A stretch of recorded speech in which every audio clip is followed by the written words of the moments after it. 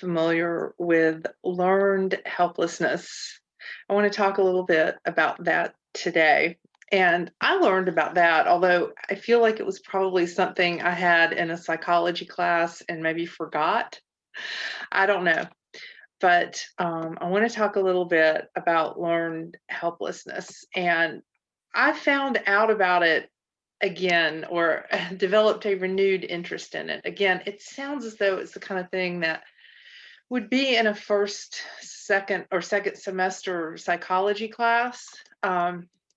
So I may have heard of it there, you may have heard of it there, but I developed a renewed interest when a few months ago I was watching something about Isaac Cappy. I think I put something in a previous video about him. He supposedly jumped off a bridge in Arizona a couple of years ago under very suspicious circumstances. And in the comments I was reading, or somewhere where I was reading something about him, somebody mentioned something about Seligman, Arizona. And in fact, somebody mentioned that Seligman was named after the man who came up with the idea of learned helplessness. Now, I thought, well, that's interesting. And we go by Seligman. It's right off of I-40, and it is a little bit spooky around there. Thing, I've been there when things shut down, like around 9:30 or 10.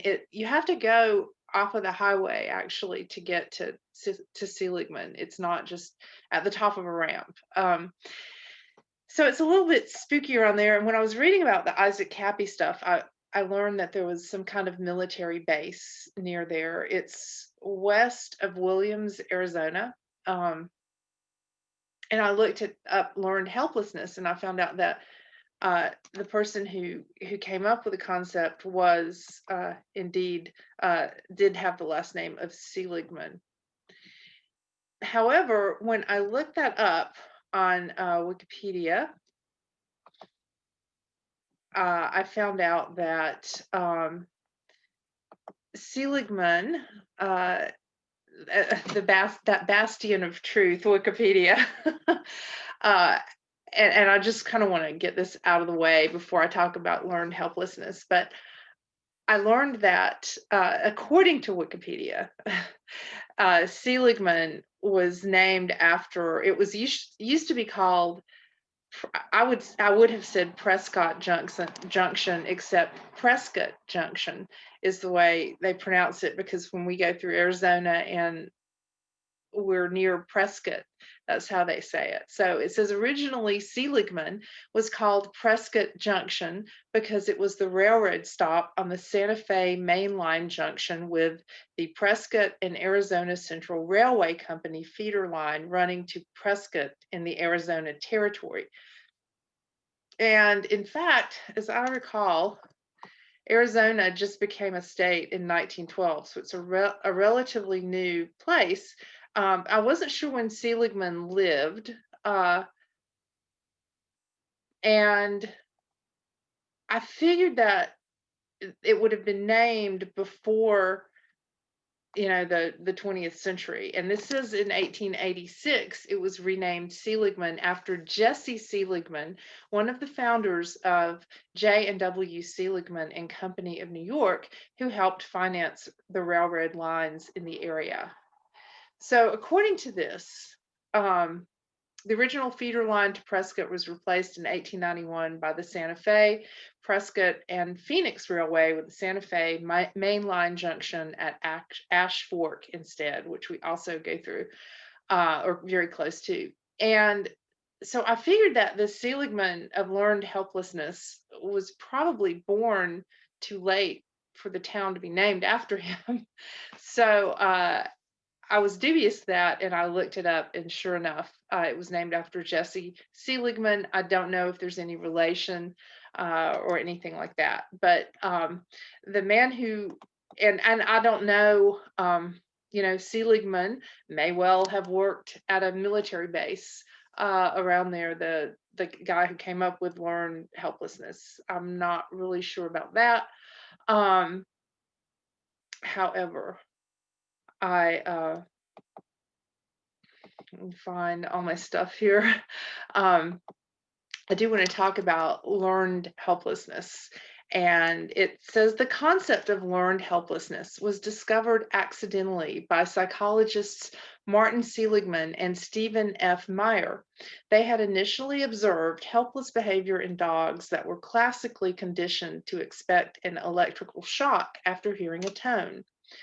Later, the dogs were placed in a shuttle box that contained two chambers separated by a low barrier. The floor was electrified on one side and not on the other. The dogs previously subjected to the classical conditioning made no attempts to escape, even though avoiding the shock simply involved jumping over a small barrier. And I'm going to put this link, it's from verywellmind.com. I don't know who sponsors this site, and I always like to find that out, but I don't always find it out. But it sounds like a pretty good explanation of learned helplessness. And I thought about this, and I'm also going to read this: learned helplessness in humans. The impact of learned helplessness has been demonstrated in different animal species, but its effects can also be seen in people. Consider one often used example. A child who performs poorly on math tests and assignments will quickly begin to feel that nothing he does will have any effect on his math performance. When later faced with any type of math-related task, he may experience a sense of helplessness. Learned helplessness has also been associated with several different psychological disorders. Depression, anxiety, phobias, shyness, and loneliness can all be exacerbated by learned helplessness. For example, a woman who feels shy in social situations may eventually begin to feel that there's nothing she can do to overcome her symptoms. This sense that her symptoms are out of her direct control may lead her to stop trying to engage herself in social situations, thus making her shyness even more pronounced. Some common symptoms of learned helplessness in children include failure to ask for help, frustration, giving up, lack of effort, so low self-esteem, passivity, poor motivation, and procrastination. And I can relate to a lot of those things. When I thought about this the other day, learned helplessness, and I thought about it when I was talking with someone who had good intentions, who loves her children as I love my kids, who wants a better, freer world as I want a better, freer world, and who wants to see through the dishonesty, I think, and who is realizing that she said she was suspicious, not a conspiracy theorist yet, I believe was a quote. And it's almost as though conspiracy theorists have the only, delve into things and research and find the truth, and are called conspiracy theorists pejoratively. But I understood what she was saying. And she told me that the reason that she wears a mask is because in stores and stuff where she doesn't really have to, she also has to wear one at work. And we don't know the damage that stuff kind of thing is going to do. We won't know it for a while. And even if we do know it, it might well be called something else from having something with inhaling really tiny fibers, But anyway, she said that she doesn't she does wear a mask in a lot of places because she's seen so many videos on social media of people getting beat up or yelled at or whatever for actually wearing or for not wearing a mask. So she does that to kind of keep the peace. And I believe that a lot of people feel that. That's why I'm bringing this out, and I'm bringing this out with love for her and with love for you if you're listening to this, because it explained a lot when I started thinking about what she said, and then I started looking into learned helplessness. It all made sense. It all made sense. And I think that that's a lot of what's happening right now, is that we have been sort of, well, let me read a little more about it, and then I can more directly tell you this connection. Learned helplessness occurs when an animal, of course, they look at humans as animals in research. Learned helplessness occurs when an animal is repeatedly subjected to an aversive stimulus that it cannot escape. Eventually, the animal will stop trying to avoid the stimulus and behave as if utterly helpless to change the situation. Even when opportunities to escape are presented, this learned helplessness will prevent any action. While the concept is strongly tied to animal psychology and behavior, it can also apply to many situations involving human beings.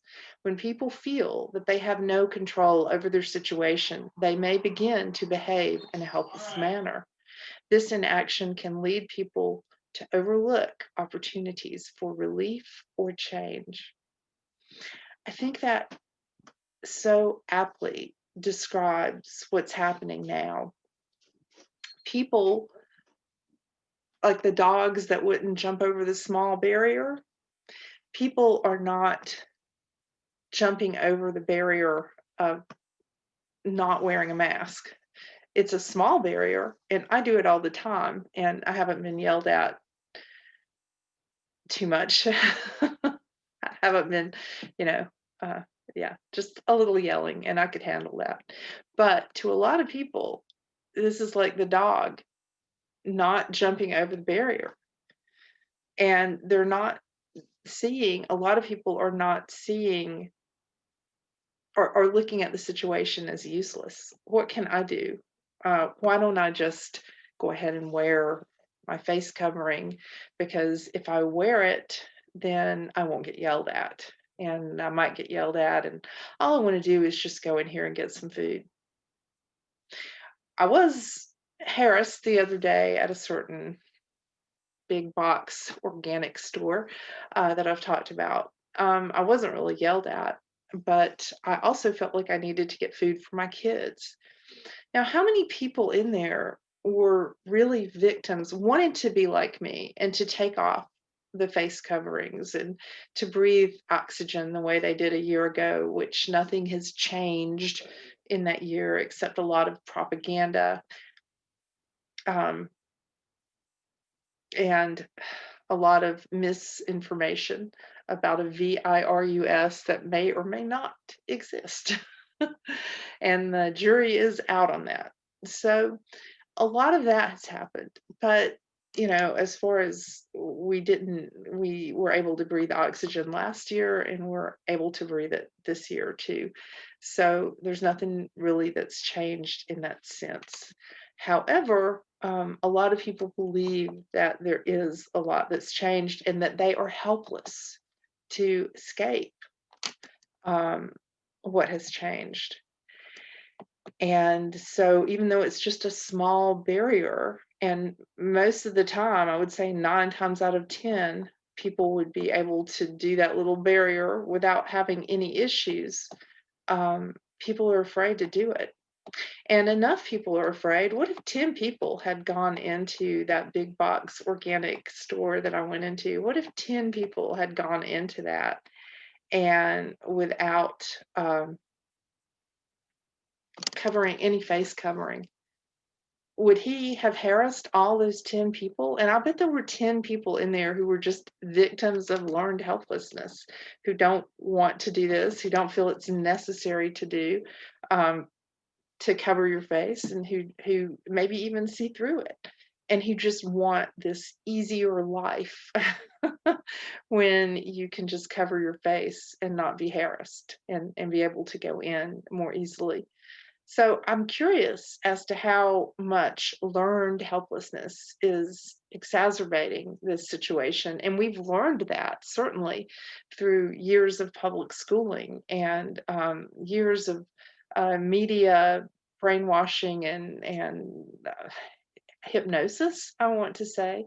We've certainly learned how to have learned helplessness and be helpless and think that there's no escape, even though it's just a little barrier that we have to jump across. And if we would all snap out of our learned helplessness, and if 10 people in every store would just say, no, I'm not going to do this, then the stores would listen, the managers would listen, and the police, let them come.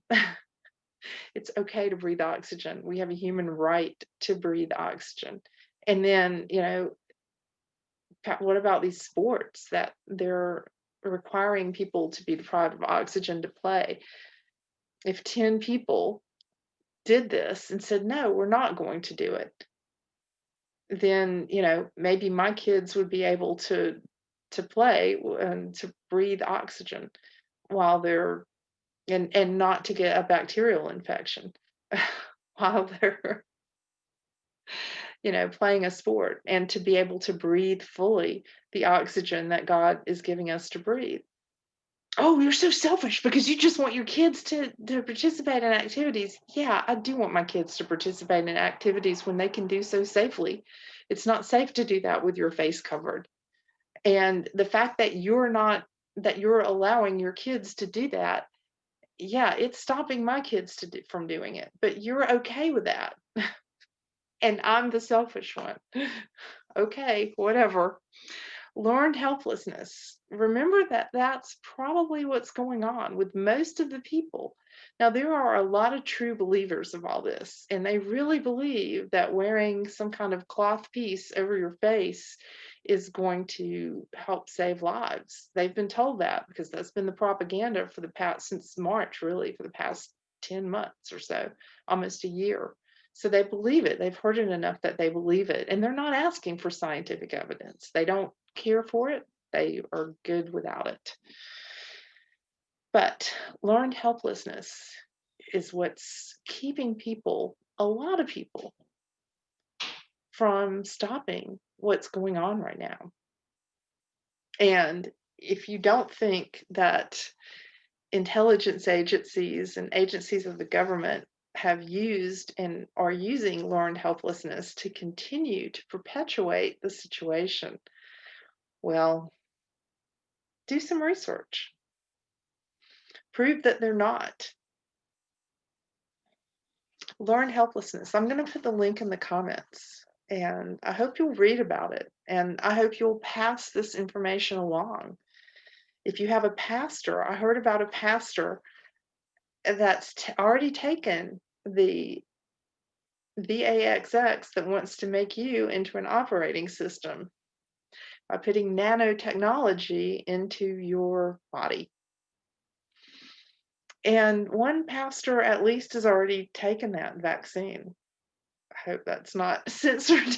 I know it's hard to know what to say in the land of the free. So, this is happening. But if you have a pastor or anybody that you're in contact with that can listen to this learned helplessness thing, tell them about it. When we understand what's going on with this psychological operation, it becomes really easy to see clearly, I think. I heard, oh, the hospitals are full here in Pueblo. I haven't been seeing that. And I'm dubious. And if they're full, why are they full? Is it a virus that the cat corporation couldn't even find and isolate of back in July? I don't know. I'm dubious. I want to see some scientific evidence and not just this blatant science. And the West Virginia, I believe it was West Virginia's governor, and various places had New Year's celebrations. The mayor of New York got to dance with his wife, but no one else did. They're showing you a glimpse of what's happening.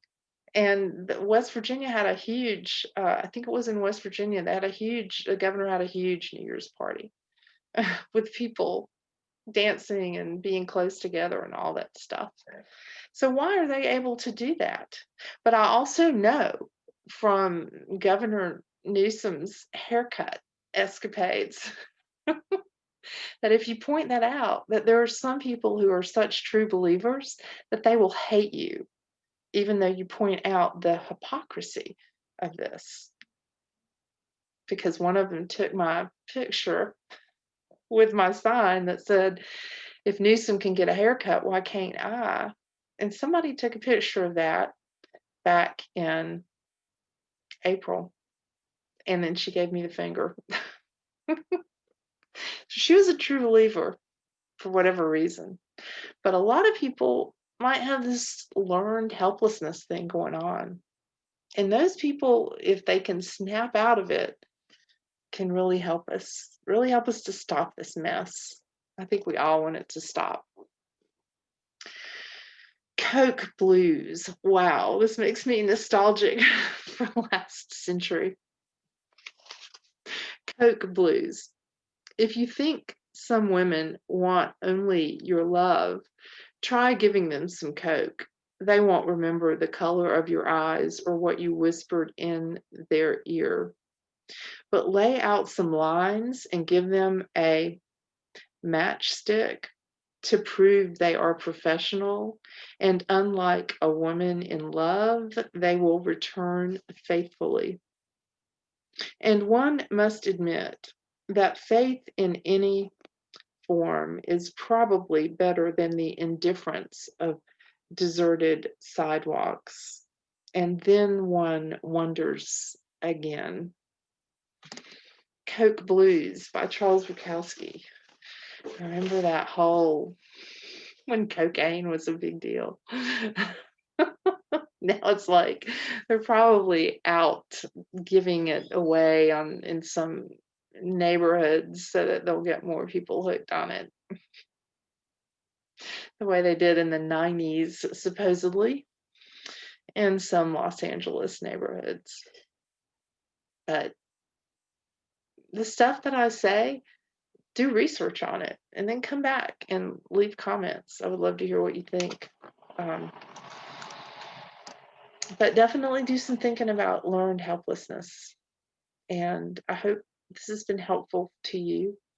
And I hope you stop wearing MASKS. And I hope that we get over all this really soon. It's a spiritual battle. Pray, turn off your television, turn off your radio, shut off the propaganda, and pray and meditate and do some thinking. I hope you have a wonderful day.